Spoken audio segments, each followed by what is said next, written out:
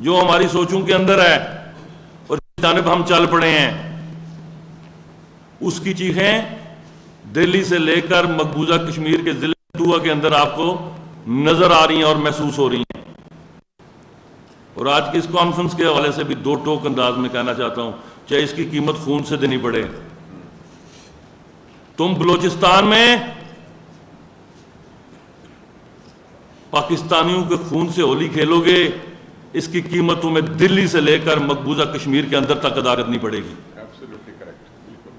اور جو حصہ اس میں کشمیر انشاءاللہ تعالیٰ وہ پہلے بھی ادا کرتے رہے اور آپ پوری قوت اور پوری جرت سے ادا کریں گے۔ تم سے جو ہوتا ہے کر لو۔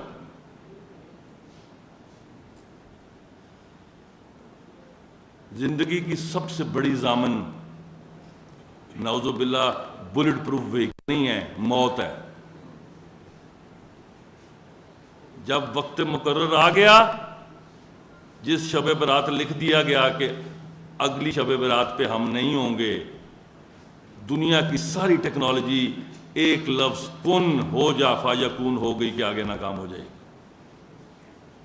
یہی وہ جذبہ ایمانی ہے جو 313 کو اس قرون اولیٰ میں ہزاروں سال قبل ہزاروں کے لشکر پر فتح یابی عطا کر گیا تھا۔ ہم نے کب عددی برتری اور ٹیکنالوجی کے سارے جنگیں جیتی ہیں؟ یا آپ کے پڑوس میں کیا مثال ہے کہ دنیا کی 2 سپر پاورز قیمت دینی پڑتی ہے۔ اگر انگلی کٹانے سے شہادت ملتی ہو تو پھر ہم سب جنتی ہیں، یہ گردن کٹانے سے ملے گی۔ وسائل حکومت آزاد کشمیر ہوں یا انفرادی طور پر ہمیں اس کے لیے اجتماعی کاوش کرنی پڑے، وے فارورڈ ہم سب کو مل کر تلاش کرنا ہے۔ یہ ممکن نہیں ہے کہ ہم کسی بھی کانفرنس میں بیٹھ کے یہ کہنے کے بعد برت کا اظہار کر دیں کہ حریت کانفرنس کی ذمہ داری ہے، ہم سب پیچھے ہیں۔ ذمہ داری ہم سب کی اجتماعی ہے، اور جو جتنے بڑے بینیفیشریز ہیں ان کی اس سے زیادہ ہے، جو جتنے متاثر ہیں ان کی کم ہے۔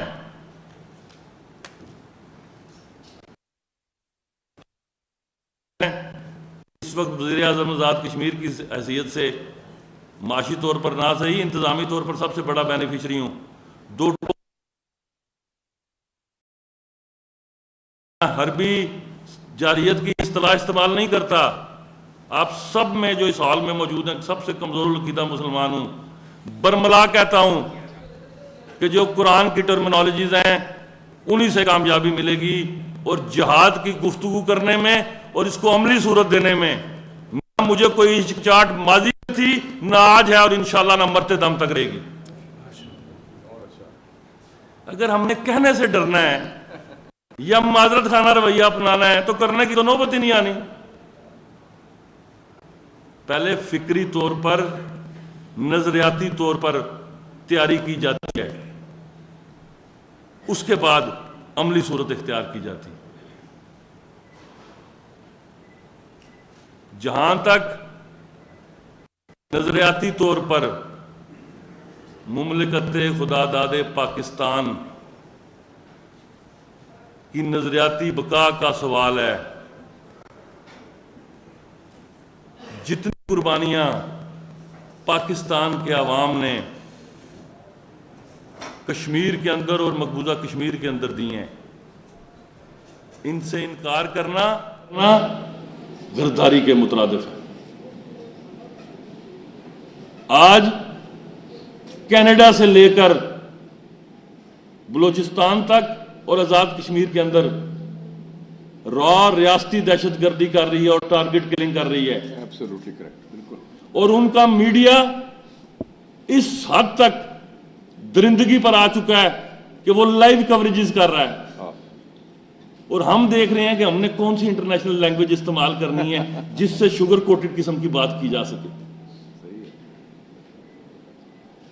میں جس قبیلے سے تعلق رکھتا ہوں اس کا ایک محاورہ ہے، سنڈا جدوں فصلوں نے اندر بڑھ جائے تو باہر تسبیح پڑھنے نہ نہیں نکلتا، اس کی ڈانگا مار کے کڑنا پڑتا۔ یہ کسی اسلامی اسکالر کا قول نہیں ہے، ایک آجڑی جاٹ زمیندار کا قول ہے لیکن یونیورسل ٹروتھ ہے. اس کے لیے بھی آپ کو فکری نظریاتی ساز و سامان کی ضرورت ہے. تو الحمدللہ نہ کوئی مایوسی کی بات ہے. آج بھی ایل او سی پر خاکی خون میں اپنے خون میں نہا کے جو قربانی دے رہی ہے اس کی وجہ سے آزاد کشمیر میں امن قائم ہے. بھارت اور اس کی خفیہ ایجنسیاں جن میں را سر فہرست ہے 5th جنریشن وار پوری طرح آزاد کشمیر میں مسلط کر چکے ہیں. ہزاروں فیک اکاؤنٹ کے ذریعے اس نظریاتی مملکت جس کے لیے ذاتی طور پر میری جان حاضر ہے اور اجتماعی طور پر پوری کشمیری قوم پاکستان کی بقا کی جنگ لڑنے کے لیے تیار ہے، تدورتیں پیدا کرنے کی کوشش کی جا رہی ہے، نفرتیں پیدا کرنے کی کوشش کی جا رہی ہے. ایک اکاؤنٹ جو ایک دن 15,000 لائکس پر ہوتا ہے دوسرے دن وہ 4.5 لاکھ پہ چلا جاتا ہے کیونکہ اس اکاؤنٹ سے پاکستان کے خلاف اذیان بکا جا رہا ہے. یہ سب محسوس کرنے کی بات ہے. یہ ریاست رہے گی تو سیاست بھی ہوگی اور تحریک آزادی کشمیر کی گفتگو اور یہ کانفرنسز بھی پاکستان میں ہوں گی اور انشاءاللہ یہ رہے گی. ہم ضرور نہیں رہیں گے، ہمیں اپنی وقت پورا کر کے چلے جانا ہے. لیکن یہ بات شوگر کوٹڈ انداز میں کہنا قومی جرم ہے کہ نظریاتی طور پر جو قرارداد 19 جولائی کو 1947 کو ہمارے آباء و اجداد نے پاس کی تھی وہ بھی ایک سوالیہ نشان ہے. اس نظریاتی آلودگی کی اجازت انشاءاللہ تعالی جب تک مجھ جیسا ایک بھی سیاسی کارکن زندہ آزاد کشمیر میں نہیں پنپنے دیں گے. جو سچ ہے اس کا بیان، اختلاف رائے جس نے رکھا رکھے. جمہوریت کا حسن ہے اختلاف رائے، لیکن اختلاف رائے میں قومی سلامتی کے تقاضوں کو پامال کرنے کی اجازت امریکہ میں بھی نہیں دی جاتی. آپ نے یہ دیکھا کہ فسادات ہوئے ایک پوسٹ پر یونائٹڈ کنگڈم میں، برطانیہ میں، جو جمہوریت کا سب سے بڑا چیمپئن ہے، پوسٹ پر 24 گھنٹے عدالتیں 3 دن تک سزائیں سناتی رہیں. وہاں تو کوئی کورام نہیں مچا چونکہ وہاں کے منصفوں نے اور وہاں کے ذمہ داران نے یہ سوچا کہ یہ جو معاشرے کے اندر زہر ان پوسٹوں کے ذریعے پھینکا جا رہا ہے یہ یونائٹڈ نیشنز کی حیثیت ترکیبی خدا نخواستہ بدل دے گا. انہوں نے پر وقت اس کا تدارک کیا اور وہ کیا کہتے ہیں کہ جی جو 3 نسلیں پرانے جو مائیگریٹڈ برطانوی جن کے پاس پاسپورٹ ہے اگر وہ بھی مملکت کے خلاف کسی کارروائی میں ملوث پائے جاتے ہیں چلیں جی جہاں سے اوریجن آیا وہاں پہ واپس جائیں، جبکہ وہاں سے ان کے والدین آئے تھے. تو ہمیں کیوں معذرت خانہ رویہ اپنانا ہے؟ ریاست کو سب سے پہلے اپنی بقا کی جنگ لڑنی ہوتی ہے اور ہمارا وکیل الحمدللہ کئی دفعہ میں نے یہ جملہ سنا 5 اگست 2019 کے بعد دھند چھا گئی تو ہمارے وزیر اعظم تو بیرون ملک دورے پہ تھے، وہ 1 ماہ تشریف ہی نہیں لائے. دوسری طرف انگلی اٹھانے کی بجائے سب سے پہلے انگوٹھے کی طرف دیکھنا چاہیے. جب آزاد کشمیر کے اندر سے ایک آواز اٹھے گی، میں آپ کو خون سے لکھ کے دیتا ہوں، حکومتوں کی بات نہیں کرتا،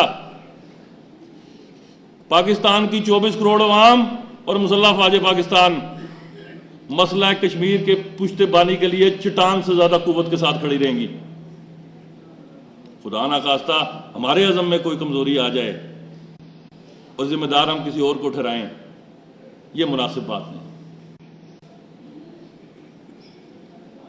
وے فارورڈ صرف ایک ہے، ہم سب کو مل کے سیاسی اخلاقی اور سفارتی حمایت یہ بھی کرنی ہے. اور یہ کیوں کرنی ہے کہ جب ہم حربی طاقت کے استعمال کا فیصلہ کر لیں تو پوری دنیا کو یہ باور کروائیں کہ یہ کیوں کیا جا رہا ہے. یہ اس لیے کیا جا رہا ہے، یہ سیاسی اخلاقی سفارتی حمایت اس نقطے پر مرکوز کی جائے کہ اب جواب طاقت سے دیا جائے گا، اب ماؤں بہنوں بیٹیوں کی اجتماعی آبرو ریزی کی اجازت نہیں دی جائے گی، اب پیلٹ گن کے استعمال کی اجازت نہیں دی جائے گی، اب ڈیموگرافک چینجز کو پوری طرح نافذ کرنے کی اجازت نہیں دی جائے گی.